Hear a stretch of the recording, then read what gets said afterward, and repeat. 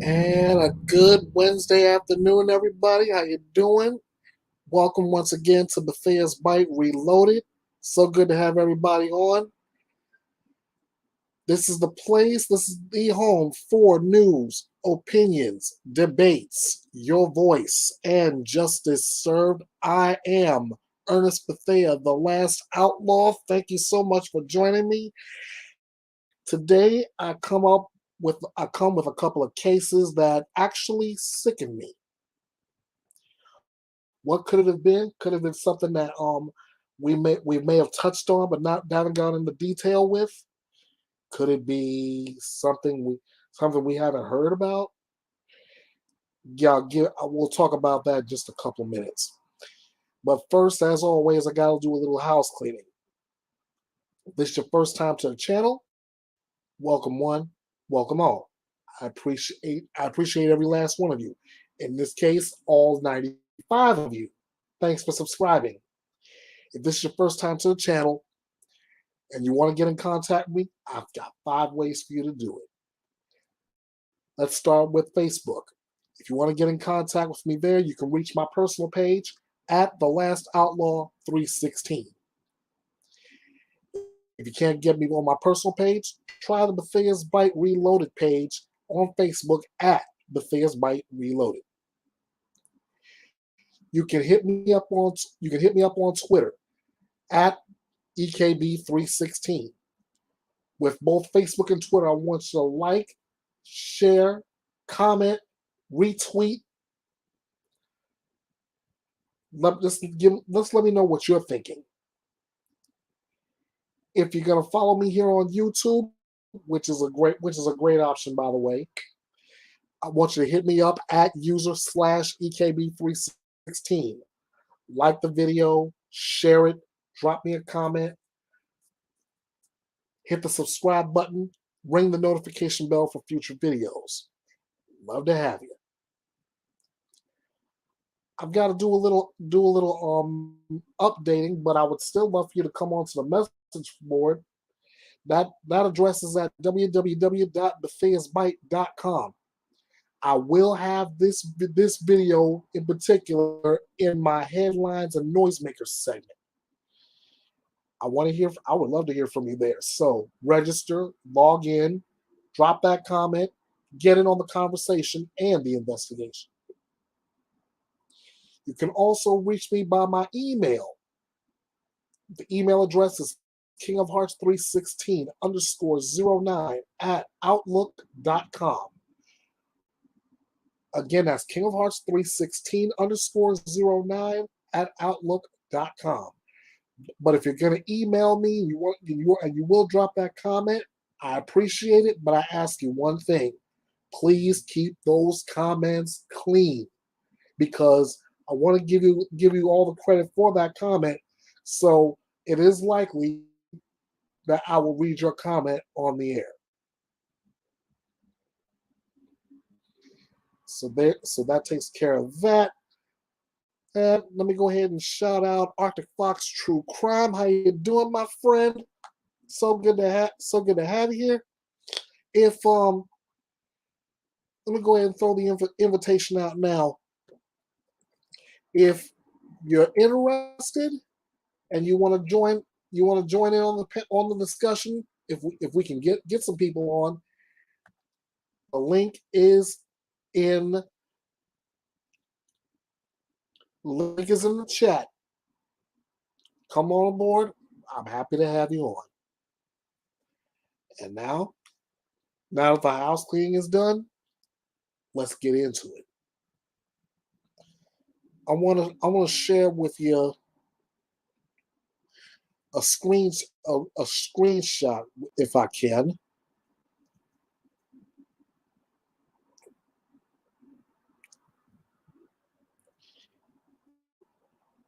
And give me 1 second. There he is. The gentleman you see on your screen, on the right side of your screen, is Charles Montgomery Allen.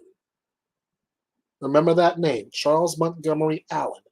Mr. Allen, according to an article from Oh, if I can find that article again.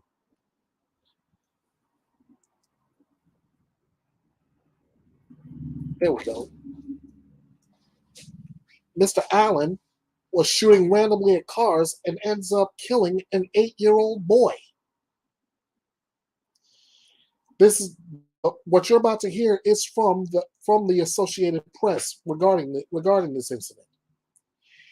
An 8-year-old boy visiting South Carolina from New Hampshire was shot and killed by a man randomly firing a gun at passing cars from the woods near his house, according to authorities.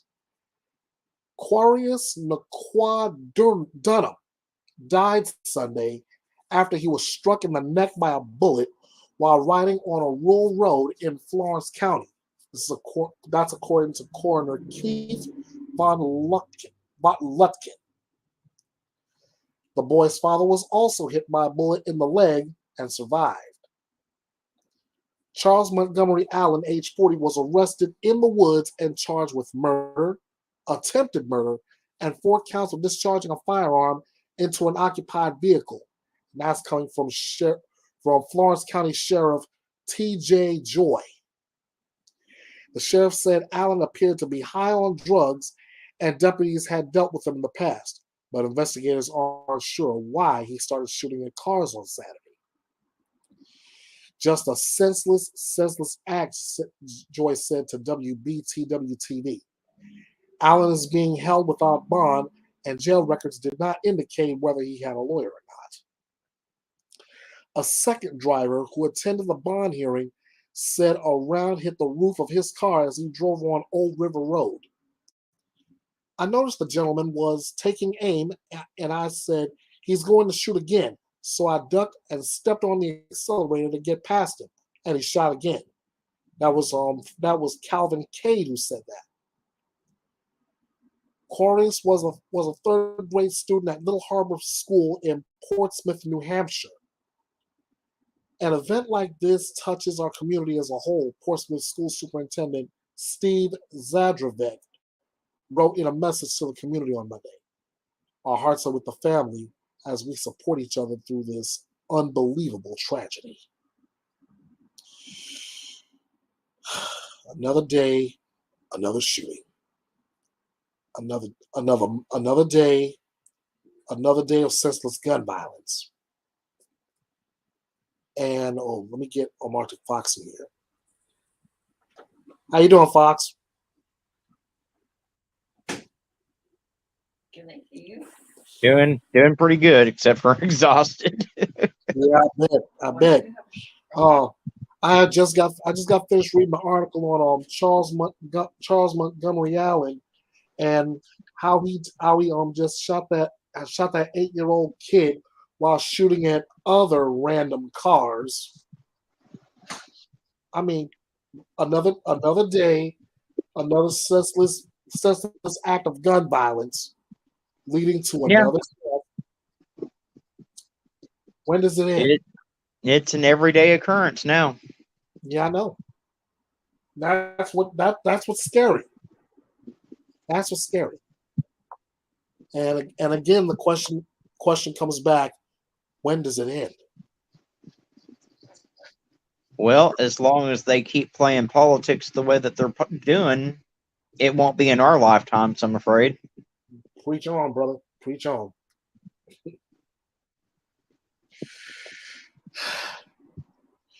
Well, as it stands now, according to the article,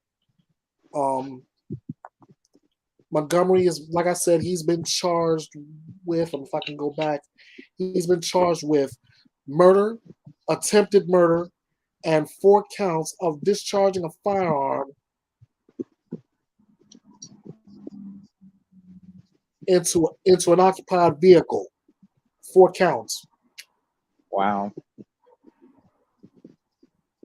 It doesn't no word as to whether he has a lawyer, and I'm just hoping that young man gets justice. His father's also got hit as well. I hope his father gets justice as well.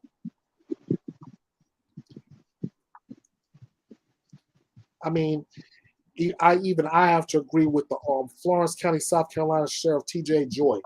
It's just a senseless act. Yeah, I mean, all of these acts that we've seen here recently are senseless. It's mind blowing, and every day we see a new one, and every day we hear the same bullshit. Thoughts and prayers, like that's going to shield these kids from getting killed. You said it. I mean, we can. I mean, we can do that here without having to be in Washington D.C. We can wish thoughts and prayers until we're blue in the face, but like we said many times over, without any action behind it, it's nothing. It's useless. Yeah.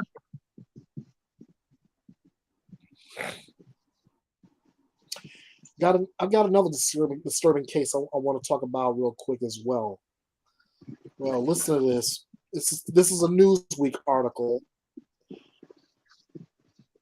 The remains of a baby were found in the backyard of a Texas home during an investigation into the sexual assault of a child, according to police. There is a man being sought by police on suspicion of aggravated sexual assault and was later found dead. That's Wow. according to Lubbock Police Department. The LPD said officers received a report of ongoing sexual assault against a minor at 11:25 a.m. on Monday, May 30th.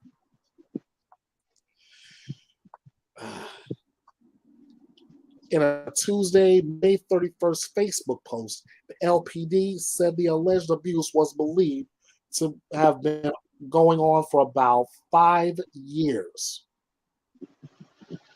5 years. 5 years too long, in my opinion.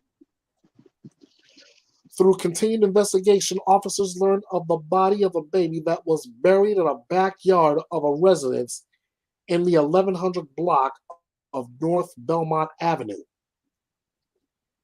The Metropolitan Special Crimes Unit took over the investigation and, together with a forensics team, searched the backyard of the Lubbock property where they found suspected human remains.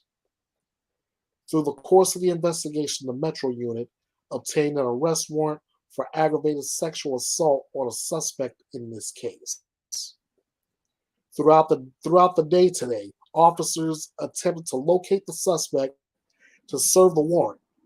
Prior to locating him, the LPD Communications Center received a call for service to assist EMS at a residence in the 5500 block of 11th Street. The suspect was found deceased of a self-inflicted gunshot wound. It said, adding that its investigation continued.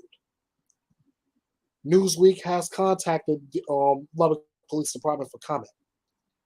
According to sexual abuse care provider Denton County Friends of the Family, or DCFF, some 6.3 million Texans have experienced sexual assault in their lifetime. 2 in 5 women and 1 in 5 men in Texas have been sexually assaulted. Now that's a rough stat to note. It added that 93% of child victims of sexual assault knew their offender, and that 59% were acquaintances, 34% were family members, and 7% were strangers to the victim. The concerning DCFF statistics also found that 91% of sexual assault victims did not report what had happened to law enforcement. Newsweek has previously reported on numerous tragic cases where human remains have been found at homes in the United States. Just last month, 2 women were arrested after the remains of a human fetus were found in the basement of a New Jersey home. Jesus. Yeah. Nicole Sentis, age 33, of Emerson, and Amanda Walker, age 36, from Wayne, were arrested Monday, May 9th in connection with the discovery.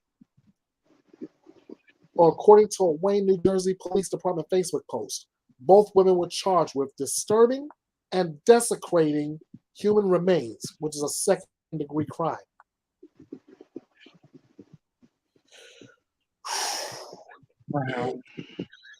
I tell you, I'm sorry. I got to crack a joke and lighten the mood. go You, ahead. you think you think Ted Cruz is one of the men that's been sexually assaulted in Texas? I mean, I always thought he looked like he had a stick up his ass. We're gonna be here all day. We're gonna be busting on Ted Cruz like this.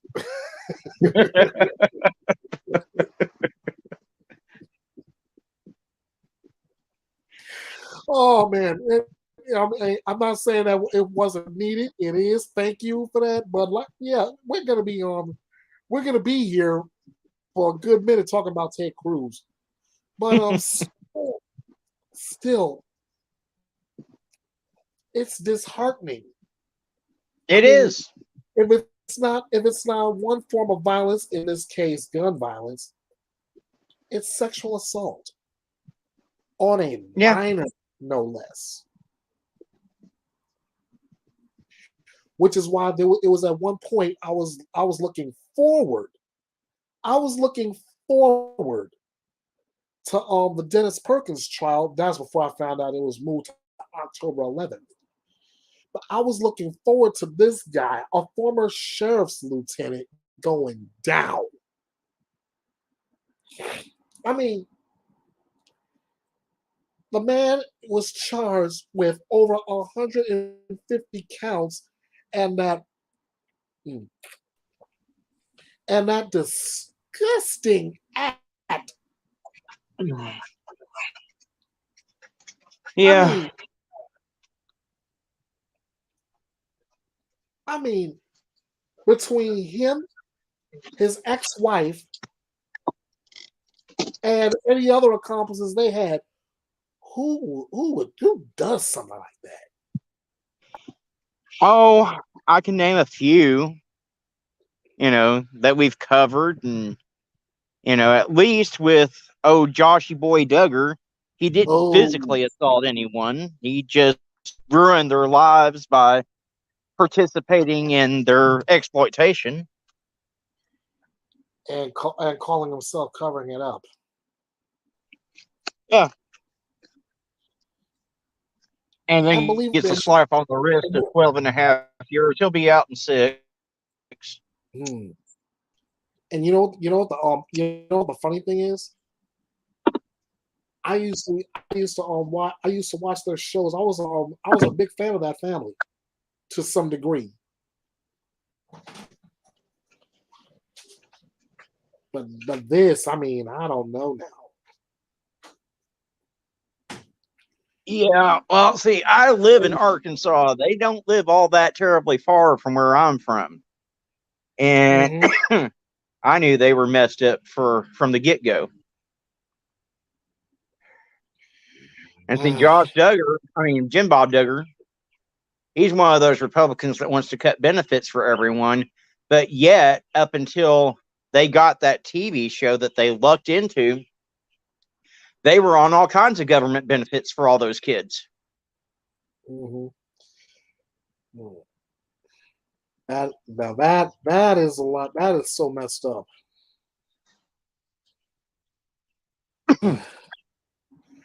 Well, I guess we're gonna be in wait and see mode to see what happens with a lot of these cases when the trials will come up, and maybe see what kind of justice these families will get. Well, I know that a lot of laws need to be changed and a lot of sentences need to be changed because, like I said, the maximum sentence here in Arkansas for like the crime that Josh Duggar committed is only Right? 25 years. Now, to Mm. me, He that only should be got a lifetime offense. he's only been sentenced to half of that. Yeah, and he'll probably only serve half of what he was sentenced to. Mm.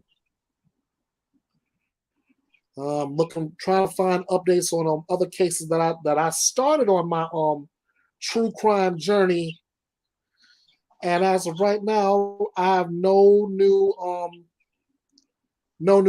updates on the Ferreter case. I mentioned that the Perkins trial will start on the 11th of October, and I haven't heard anything yet on the manhunt for Dante Jackson.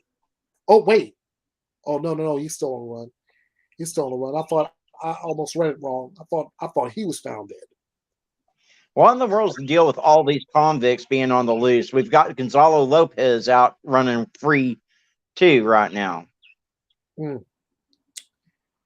What else? What else can I find on the blotter? Oh,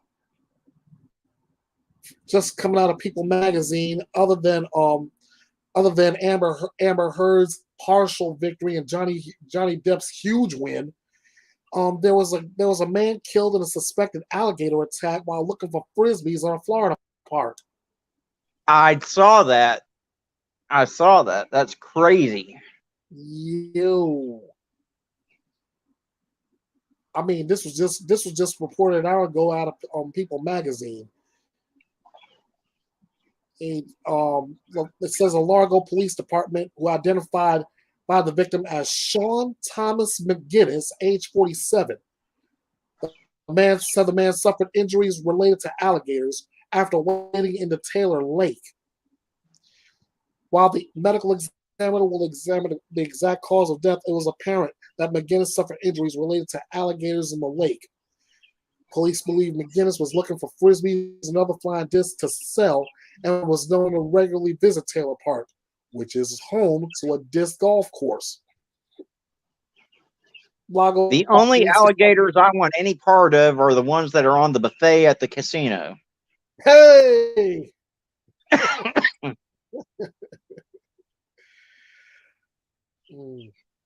Okay, here's a huge one. The Buffalo shooting suspect indicted on 25 counts. 25 counts. Grand jury in Erie County, New York, has returned an indictment against alleged Buffalo supermarket shooter Peyton Gendron, if I'm pronouncing his name right. The 25-count indictment charges the 18-year-old with carrying out a domestic act of terrorism motivated by hate. And that's according to a copy of the indictment by Buffalo ABC affiliate WKBW. Shout out to them for their coverage. The indictment says Gendron fatally shot 10 black people inside a top supermarket on May 14th because of the perceived race and or color of the victims. In addition to the 10 slain, 3 others were injured in the mass shooting. The indictment also includes 10 counts of first-degree murder, 10 counts of second-degree murder as a hate crime, 3 counts of attempted murder as a hate crime, and 1 count of criminal possession of a weapon.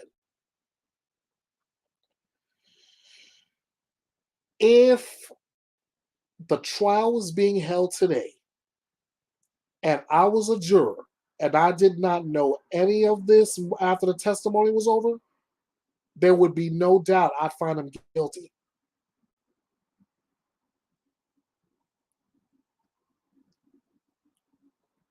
What are you thinking, Fox? I hope they give him 25 death sentences, is what I hope. Oh, wow. Wow. Yeah, 25 death sentences, yet he only has 1 life to live. Go figure. What else? Oh, no, I won't touch that one. Michael Avenatti's request to wear a suit to his sentencing denied. Next. Oh, hello. I'm about to read an article from People magazine. This changes the ball game regarding to the shooting in Texas. 3 days after a gunman entered Robb Middle School in Uvalde, Texas, and opened fire, killing 19 students and 2 teachers, the director of the Texas Department of Public Safety told reporters that the incident commander on the scene made the wrong decision to wait before breaching the classroom doors. Colonel Stephen McCraw told reporters that the commander believed that the gunman had barricaded himself into an empty classroom and that no children were at risk. He believed that it had transitioned from an active shooter to a barricaded subject, he said, characterizing the assessment as the wrong decision.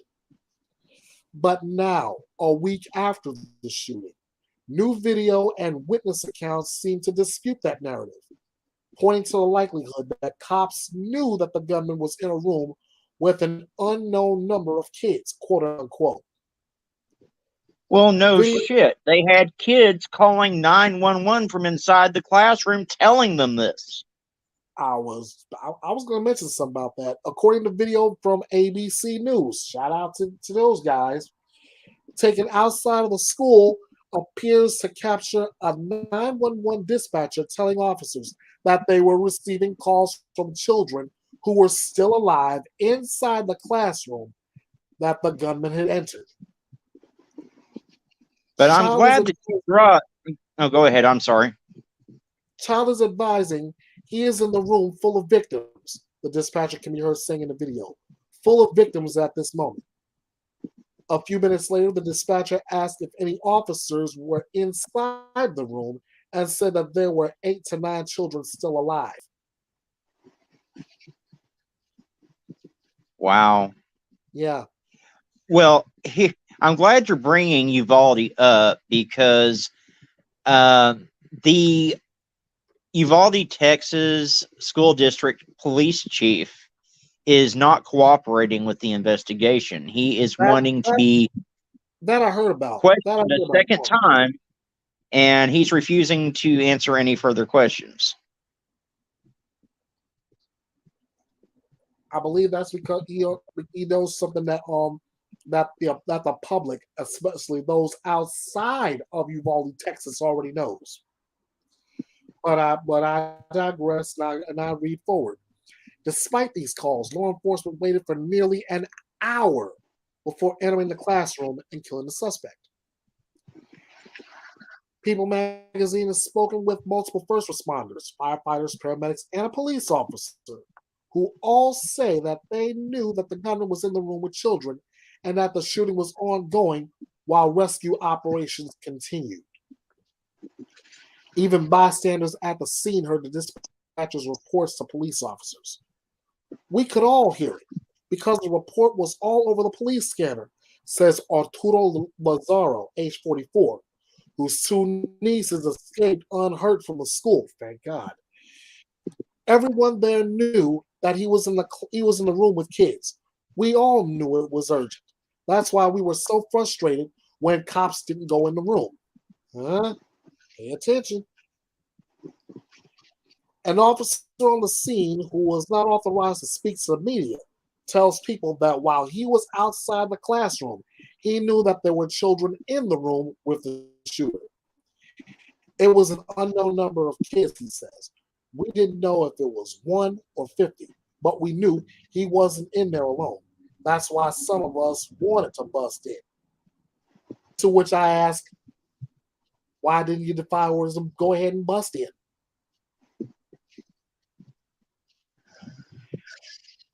The gunshots went on for about 40 minutes, says Ernest Chip King, a Uvalde firefighter at the scene. Fathers smashed windows and physically pulled their kids out of classroom. It was chaos. People's request for comment from the Uvalde Police Department has not been returned.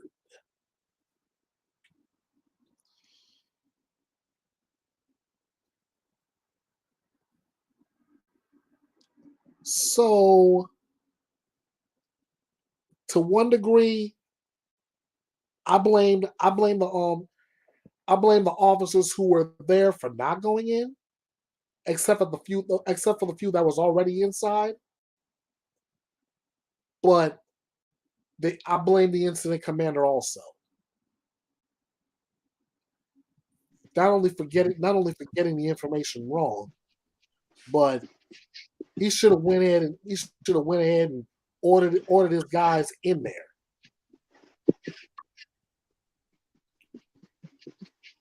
There were kids in there. They knew that It should. Yeah. It should have just went ahead. They just went ahead and went in there. It was a complete failure on so many levels. And these are supposed to be trained professionals that know how to handle this situation.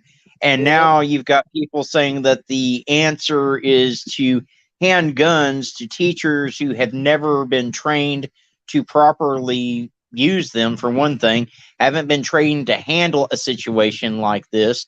And that's their solution. So the trained professionals handled it in such a shitty manner, and now they just want to toss guns to $30,000 a year salaried teachers and say, "Hey, go ahead and play GI Joe, take down the bad guy." Mm-hmm. And it's like as much as we think we know about this mass shooting, it's almost as if it's the less we know about this mass shooting. Yeah. And the debate rages on.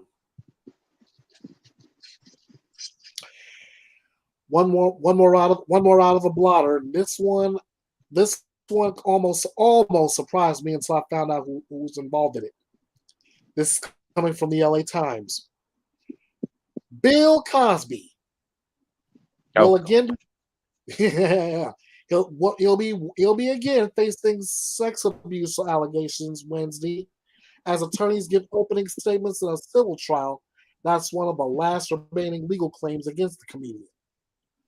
Lawyers for 64-year-old Judy Huth will outline the evidence they plan to present that Cosby forced her to perform a sex act at the Playboy Mansion in 1975 when she was just 16 years old. Wow. The case will hinge on the testimony of Huth, bolstered by photos and other archival exhibits to place the incident in time. Cosby's attorneys, who say no sexual abuse happened, are likely to emphasize that the burden of proving the nearly 50-year-old case lies entirely with the plaintiffs. They have acknowledged that Cosby took Huth to the Playboy Mansion, as a photo from the visit shows, but they say they believe she was not a minor when it happened. I'll stop right there. I'm trying to do the math. What would a 16-year-old in 1975, a year before I was born, mind you, be doing at the Playboy Mansion with That is a very good question. With then up and coming comedian Bill Cosby?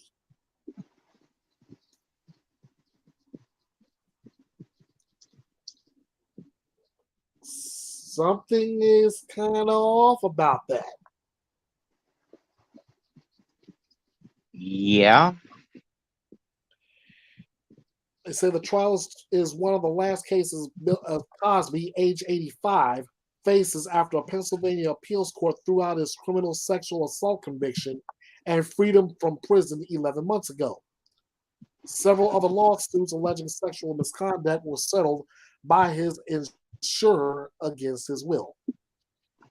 Cosby will not testify after the judge ruled that he could assert his Fifth Amendment privilege against self-incrimination, and he has no plans to leave his Pennsylvania home to attend the trial, which is taking place at a small courthouse in Santa Monica, California. Cosby's representatives say glaucoma has left him blind and made travel too difficult. The Associated Press does not normally name people who say they have been sexually abused unless they come forward publicly, as Huth has.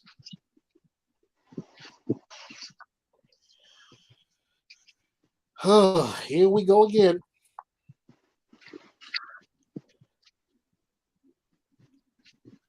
Well, I hope she gets what she's asking for, because I wasn't a big fan of Cosby getting off on a technicality this last go around.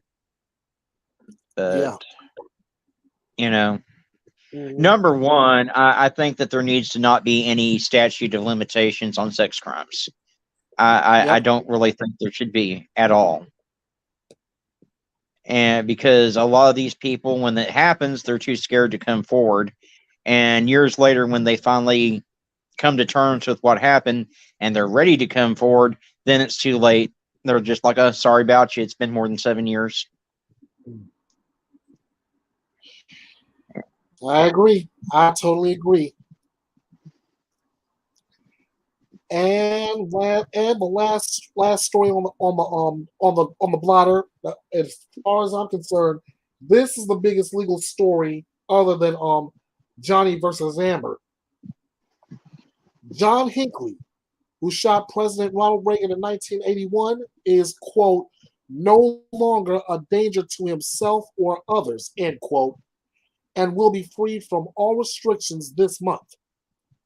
That's what a federal judge said today, capping Hinckley's 4-decade journey through the legal and mental health systems. Oof. U.S.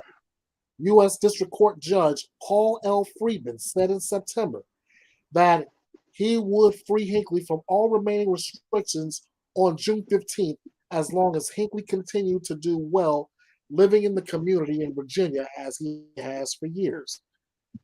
At a hearing Wednesday in Washington that Hinckley did not attend, Friedman noted Hinckley has continued to do well, and the judge made no changes to his plans for full freedom from court oversight.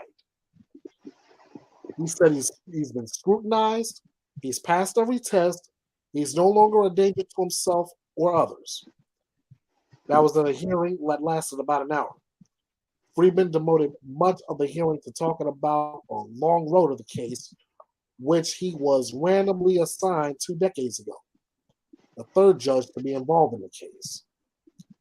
He noted that Hinckley, who turned 67 on Sunday, was profoundly troubled when he shot Reagan, but that he had been able to get mental health help. Hinckley has shown no signs of active mental illness since the mid-'80s and has exhibited no violent behavior or interest in weapons. That's well and good, but this man tried to kill the president of the United States. Yeah. I mean, there's people doing life sentences for having too much weed in their car, and they're going to let this guy out. He tried to kill the president. Mm-hmm. I mean, sure. 41 years ago, this guy should be locked up for life. yeah, and I'm sure that he's been doing better mentally because he's been in a psychiatric institution where they make sure he takes his meds and everything. He gets out of there. He has no supervision to make sure he takes those meds and whatnot. Who knows what he's liable to do? Exactly. Got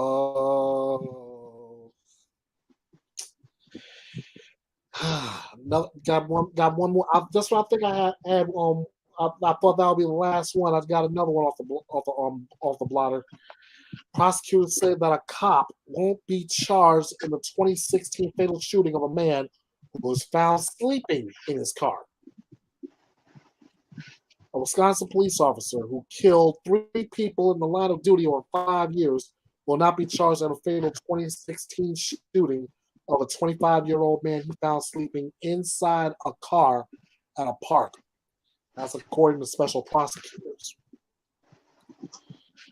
The special prosecutors, Milwaukee Attorney Scott Henson and La Crosse County District Attorney Tim Grunke, announced their review of the incident and did not find any legal basis for charging former Wauwatosa officer Joseph Mensa in the shooting of Jay Anderson Jr.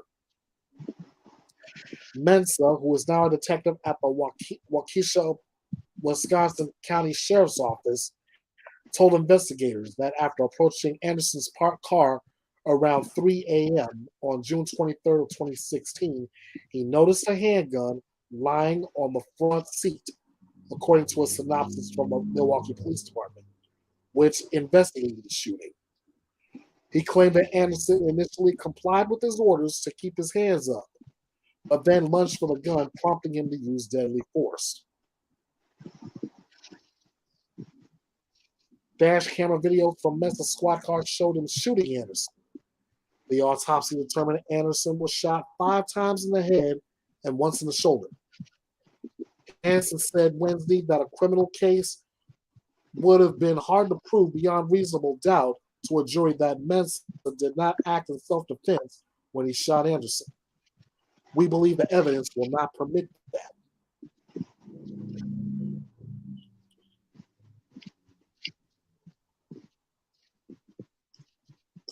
So, seem like that's almost the book being read again. Yeah. Yeah, I mean, kind of hard to lunge for a gun if you're asleep. True.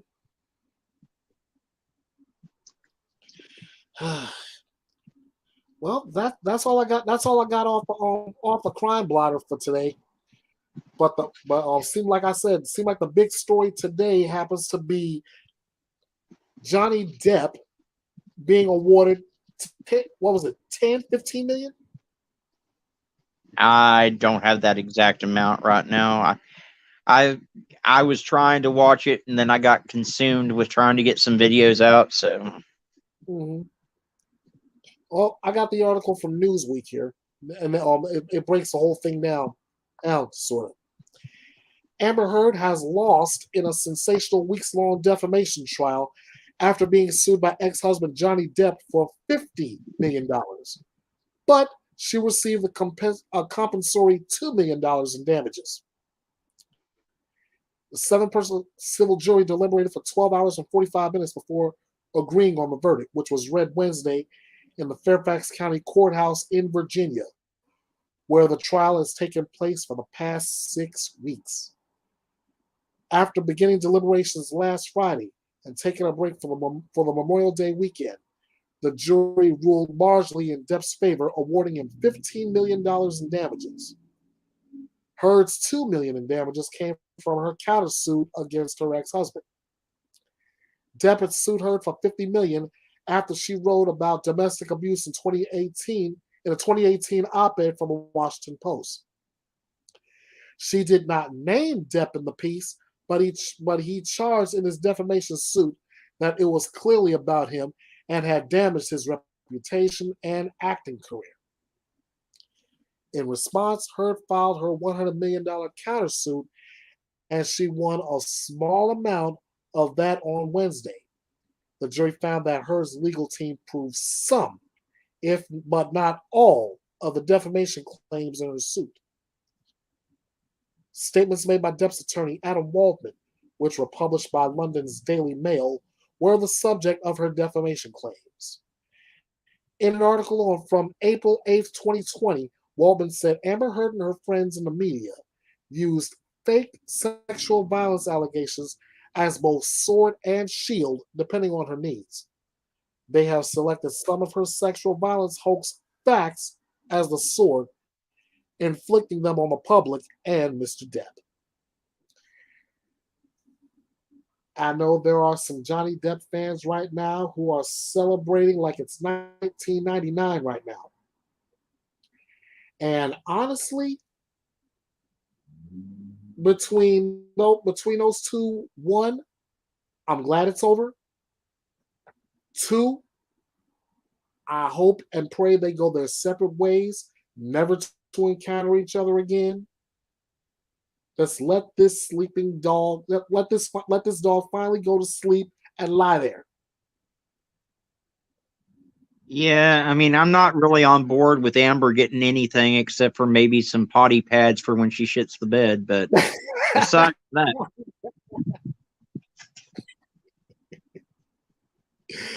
I'm kind of agree with you on that. Here we go. Come on, Joe, if you want to come in, I got a link for you.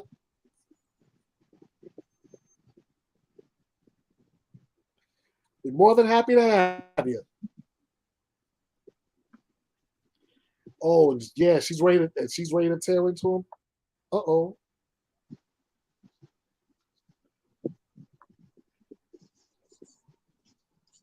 All right, 3, 2, 1. I'm sending the link again. All right.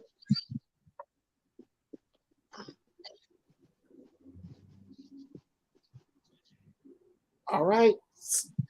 Joe says she wants to she wants to tear it into him.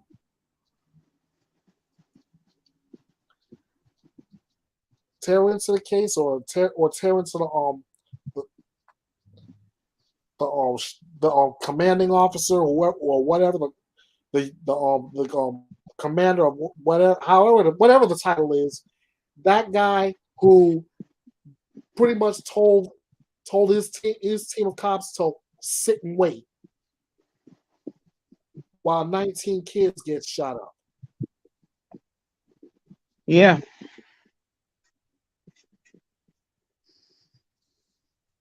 It's like yeah, we can ask, if he was thinking, what was he thinking? Exactly. My opinion, I believe deep down he wasn't. He got information that the shooter was barricaded in an empty classroom. Okay, run with it. I mean, regardless of whether he was barricaded in an empty classroom or not, you would think they'd still storm into that school to try to get as many kids out of there as possible. Thank you. And from what I understood, you got God knows how many cops outside detaining the parents. Really?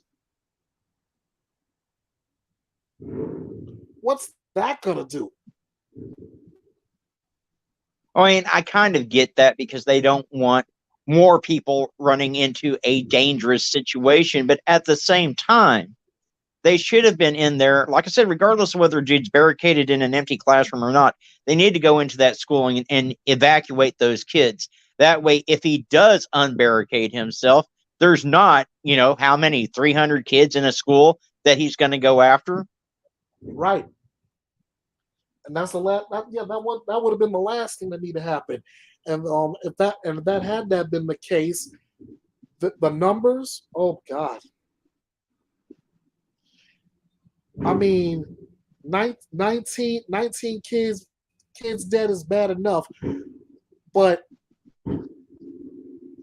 I'm sorry to sound like Greg Abbott, but there could have been a lot more.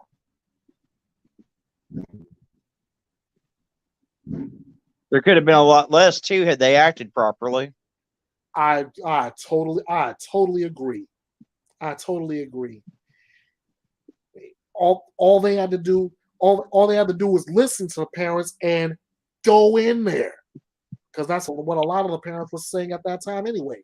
Get in there. Well, hell, by the accounts that we're hearing from the news articles, all they had to do was listen to their own damn police scanner. That's true. That's true. But then we get this off-brand report about the one mom who said, you know what? Screw that. Get me out of these cuffs. I'm going out. I'm going for my kids.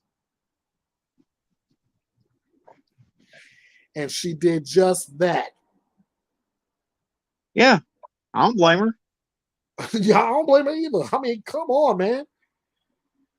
And I mean, any parent worth their salt will throw himself or herself on their own shield for their child. Period. Point blank.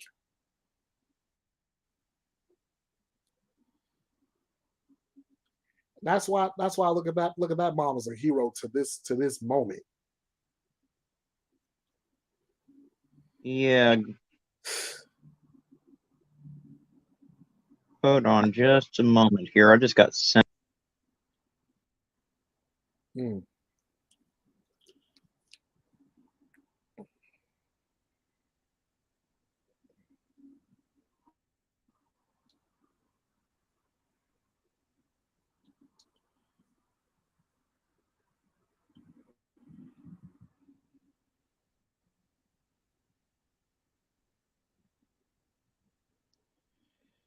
All right. So I just got sent something that you may be interested in. Talk Tulsa to me. police Tulsa police responding to an active shooter situation at a medical clinic out in Tulsa, Uh oh. Oklahoma. Uh oh. Several people were shot at a medical clinic on the St. Francis Hospital campus. Tulsa police responded to reports of an active shooter. Several people were shot. According to police, the shooter is down and is no longer an active shooter situation. Multiple injuries have been reported, and officials are calling it a catastrophic scene. Several people have been shot. Officials said that SWAT is responding and clearing the building floor by floor. And Mm. that's all I've got on it right now. Well, right as of right now, that for what everything you just read, I have a report. I haven't read it. I haven't heard anything about anybody dead at this point. True. So Which is, that's a good which thing. is, yeah, you're right. That is good. That is a good thing. But we still got to keep an eye and an ear out because those kinds of reports can change in an instant. This was last updated at 5:45. I'm sorry, 5:48 Central Time. So it's been 3 minutes since it was last updated. So that's the most up to date information. Mm-hmm. On the missing persons end of the spectrum, I'm looking at a tweet you posted just a little bit ago, or actually from yesterday. Jesse Wilfong last seen in the Fredericktown, Missouri area, vanished without a trace.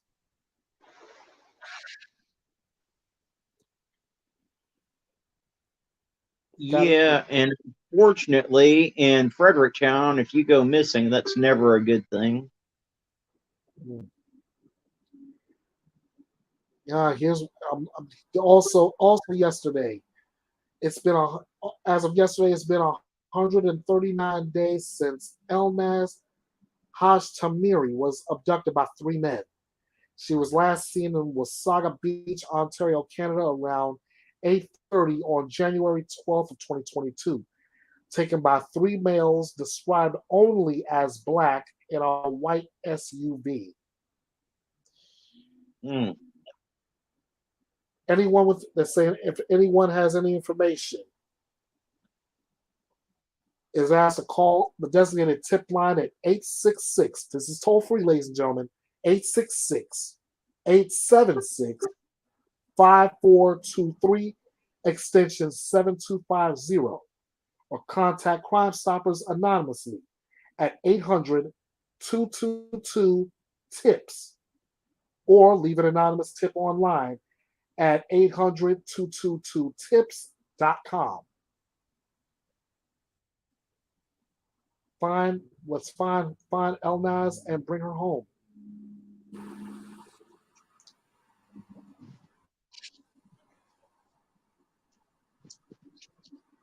This is what I'm still worried and concerned about.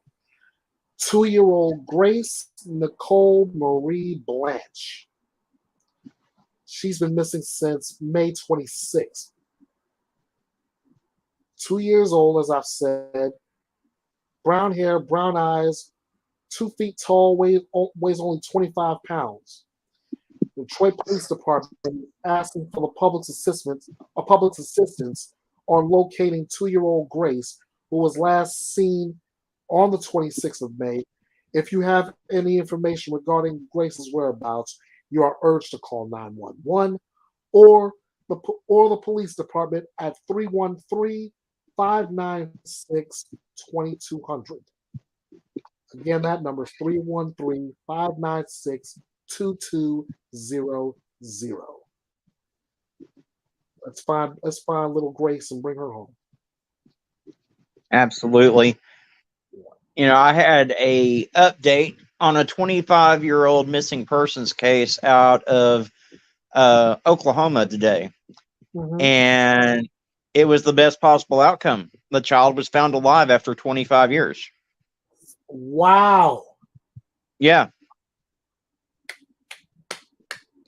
25 years and found alive. That you can't get any better news than that. It was definitely a good day when I got that alert come through. Unbelievable. And this is why we do what we do. This is why we do what we do. Um, I just went to Mick Mick's site for this one. This is Jalika Mclean. She's been missing since March 11th out of Austin, Texas. She's 17 years old. She stands 5'6", 115 pounds. She's biracial, Black and American Indian.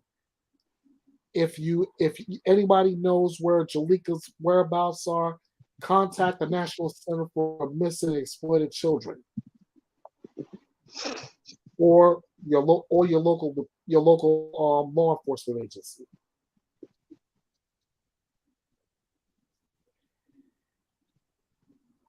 Another one that we've been following, and Fox, I know you touched on this one.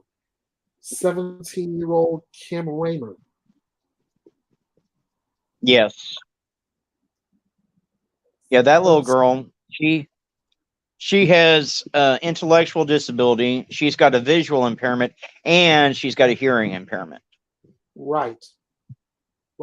Kim stands 5'4", 100 pounds, blonde hair, blue eyes, age 17. Last seen on the 28th, she was supposed to have been at work at 1 o'clock local time, but she never showed, and she had left the house before 12:30. I believe this is the parents who wrote this up. They live at Stella and Pantano, and she works at 22nd and Sarnoff, and should have been taking the bus or possibly walking. She was last seen wearing a black T-shirt. She usually has her hair in a bun for work. And you mentioned eyeglasses. She would wear a regular pair or rainbow heart-shaped frames like in the picture you had posted. Yeah. If you have again, everybody, if you have any information on Kim's whereabouts, please do not hesitate to contact. I'm guessing this is the family's number, 520-834-7979, or the Tucson Police Department at 520-791-4444, and you can mention report number 22-052-0189. Or the easiest way to get in contact with them is calling 911. Let's find Kim. Let's find all of our missing and bring them home safe. Amen.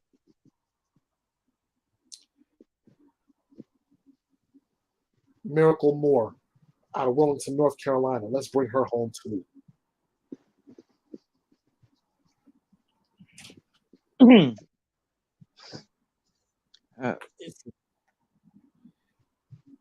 It's amazing.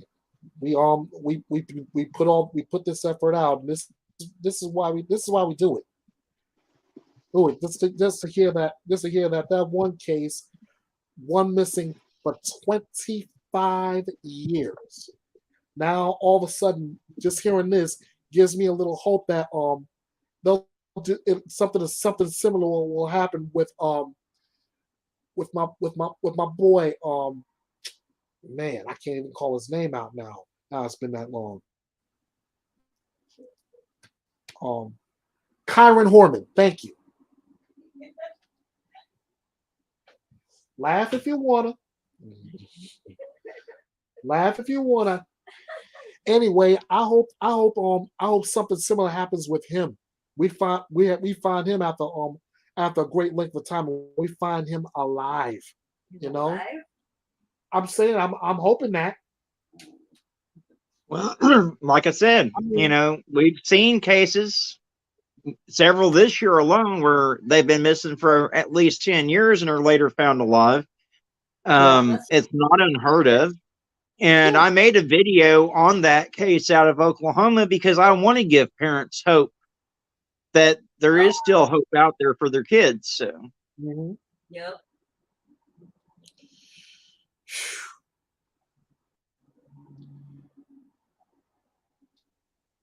Mm. Still another note on her. They're still trying to get Elnaz Hodge Tamiri found safe. I mentioned her a little bit ago. And we got a bolo out of Newcastle, Pennsylvania. The Newcastle Police Department is offering a reward for information that would assist in the investigation into the circumstances surrounding the disappearance of Melissa Henson. Uh-huh. On or about January 17, 2021, Melissa Henson went missing from what was reported as the North Hill area of the city of Newcastle. NCPD has followed up numerous leads since Melissa Henson was reported missing. NCPD believes that there are individuals that possess pertinent information that could assist in this case and also bring much needed closure to her family and friends. Henson is described as being a white female, approximately 5'4", 5 feet 4 inches tall, with dark shoulder length hair and green eyes. Henson has tattoos on her left foot, a heart with an arrow, and on the right arm, the name Aubrey. Anyone with information in reference to the case is asked to contact the Newcastle Police Department Criminal Investigative Unit at 724-656-3589. Or tips can be left on their tip line at newcastlepd.com. It's a bolo. Everybody be on the lookout for it. If you see it, if you see her, or you see something strange regarding this case, say something. absolutely. The Well, Hyde, I want to thank you for having me on panel. I have another engagement that I've got to get to, but I really appreciate you having me. It is an honor to have you. And speaking of all my mentors, how you doing, Avery? Good to have you on the chat.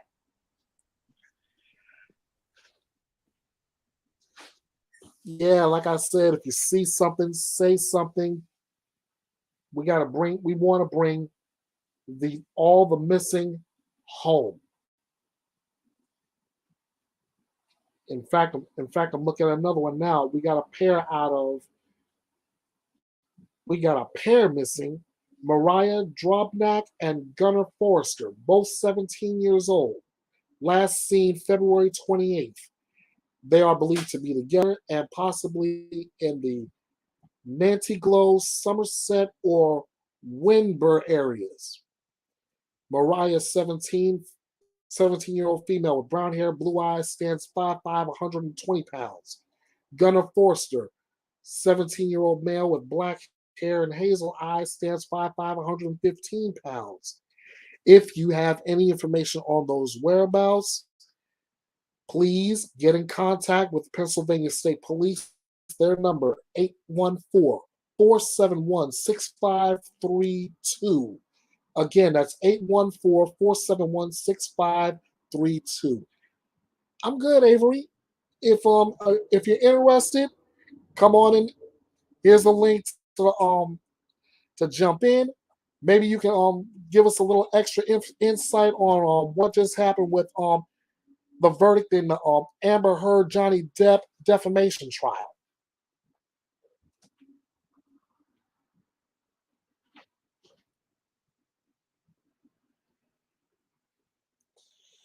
In the meantime, like I said, I'm still looking at missing persons cases before I even think of getting out of here.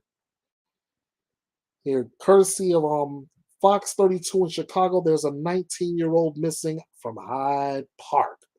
Oh, okay, I understand, Avery, and I can't wait to see what you got next on that live.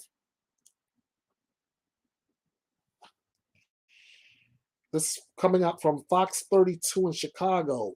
Police are asking for the public's health in locating a 19-year-old who was reported missing over the weekend from the Hyde Park neighborhood.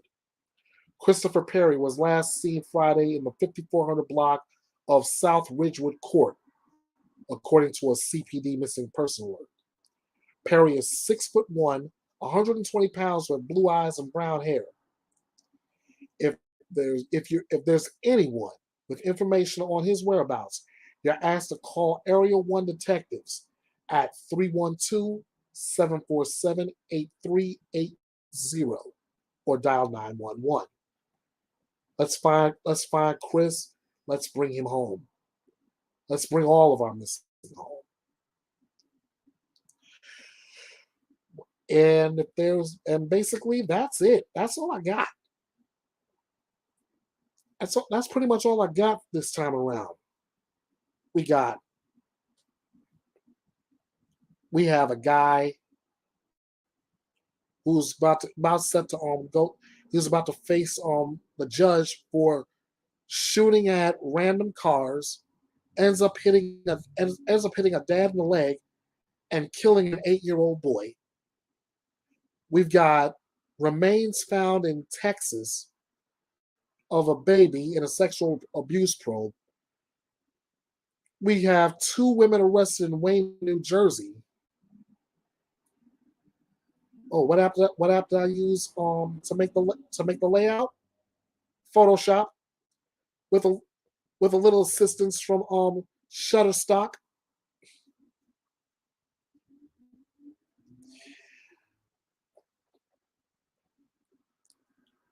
The logos and the wording is mine. The background, like I said, I got from Shutterstock. I found the like, share, subscribe logo. I got that offline. Thank you. I'm gonna try and I want to try and do something a little different with it next time, or maybe I'll just keep it like this. I don't know. You tell me. I mean, the whole key idea was the whole theme blue to red.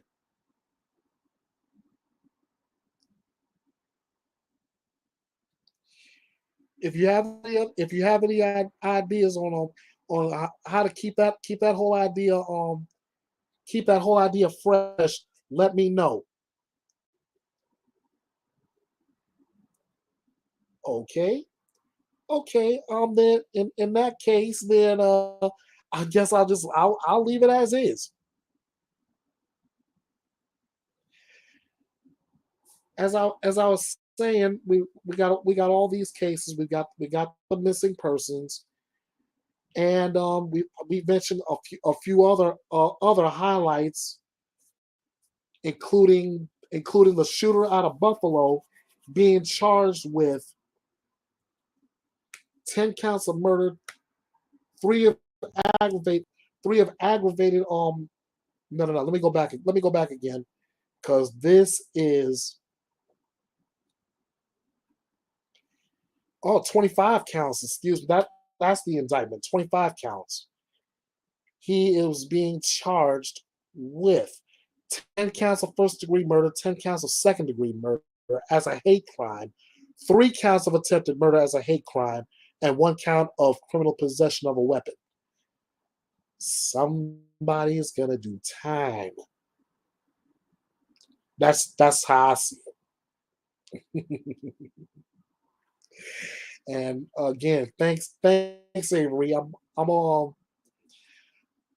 maybe I'll just try to improve on it. Keep the layout keep the layout, but just try to improve on it. I don't know. Did they catch the fugitive Lopez yet?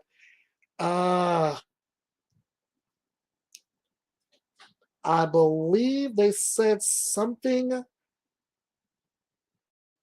about. Oh, I'm looking at something totally different. This might be a different case, Avery, but there's something about Roberto Rodriguez Orjuela, an elderly leader of a former Cali cartel that smuggled vast amounts of cocaine from Colombia to the United States in the 80s and 90s. He's died in a U.S. prison.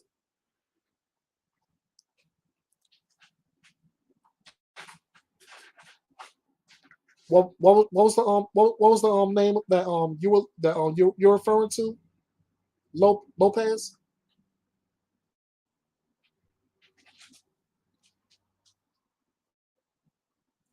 I can look it up. I can look him up real quick before I close out.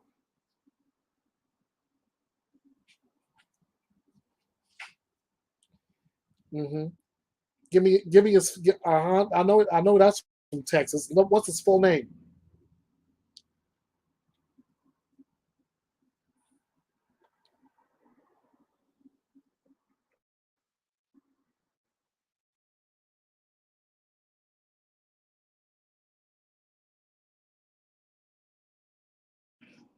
Oh, Gonzalo Lopez. Okay. The search now that search is still going on. No, that search is still going on according to our friends at News Nation. Mm-hmm. Uh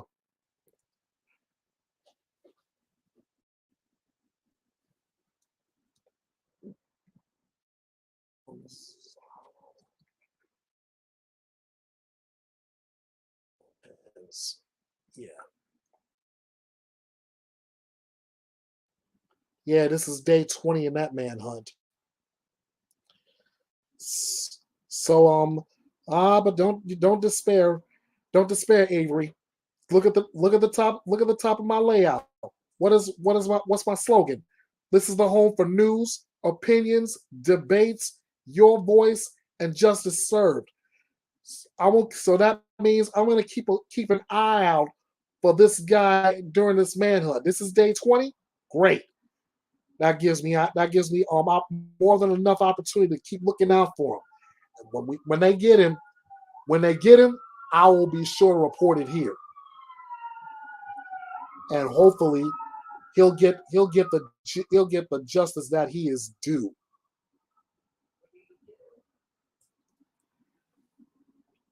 What Gonzalo? What you want to know what he did?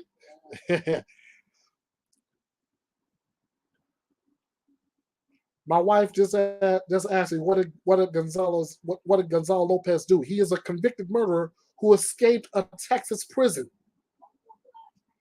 Yep, that's why this manhunt's going on now. This is day 20, and they're still trying to find him. And yes, Avery's backing up what I'm saying by saying that he is extremely dangerous, extremely dangerous. Yeah. Probably one of those same guys that's running drugs from Colombia here to the U.S. or Mexico to the U.S. I'll be sure to keep an eye on this case. And yeah, convicted murderers. Let me see. Let me read this article. This is from yesterday from CBS News.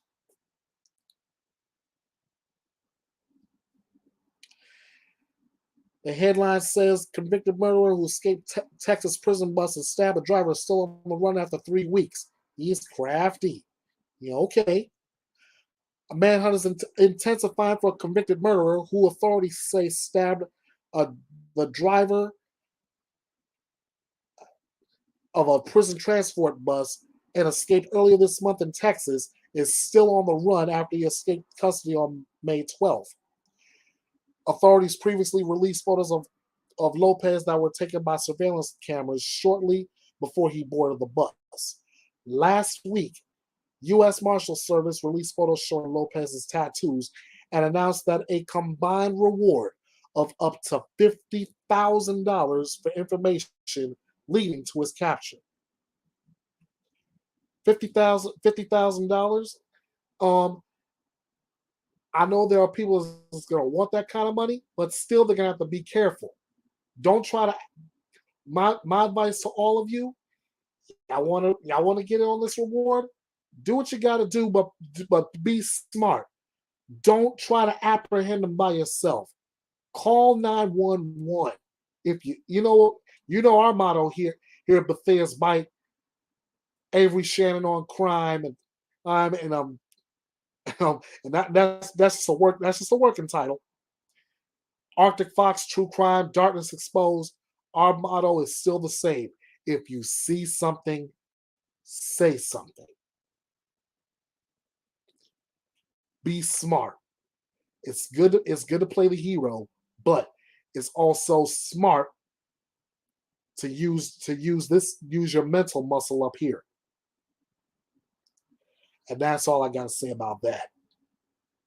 Ladies and gentlemen, I want to thank Arctic Fox True Crime. I want to thank Avery Shannon for jumping in at the last couple of minutes before I get to roll out of here. And for most of y'all who will catch this on replay, I thank you. As I've said many, many times over, you are the engine that makes Bethea's Bite run. I am so happy to have all of you joining me, whether you've caught this live or, like I said, on the replay, and I look forward to seeing you again next time. I'm Ernest Bethea, the Last Outlaw. Thank you for joining me for this edition of Bethea's Bite Reloaded. And again, if you want to get in contact with me, I've got 5 ways to do it. Stick around at the end of the video, and you'll get all 5 ways. Thanks for watching. Let's do this again. Until next time, you all know what to do. And monsters, I'm telling you the same thing. You know what to do too. Bite this.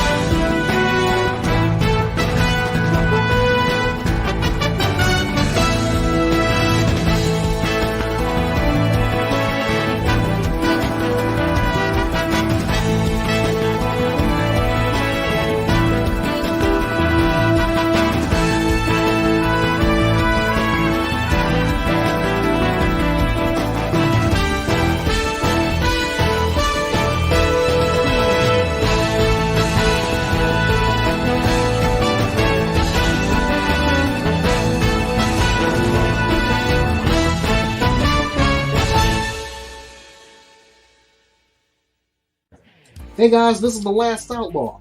I hope you enjoyed this edition of Bethea's Bite Reloaded. Be sure to follow Bethea's Bite all over social media. Follow me on Facebook at the Last Outlaw 316 or on the Bethea's Bite Reloaded page at Bethea's Bite Reloaded. Follow me on Twitter at EKB316. I'd love to hear from you there. On YouTube at user/EKB316. Like, share, comment, subscribe, and ring that notification bell for future videos. Hit me up on the message forum at www.betheasbite.com. Register, log in, get in on the conversation and the investigation. If email is your thing, drop me a comment there. My address is kingofhearts316_09 at outlook.com. This is your home for news, opinions, debates, your voice, and justice served. This is Bethea's Bite.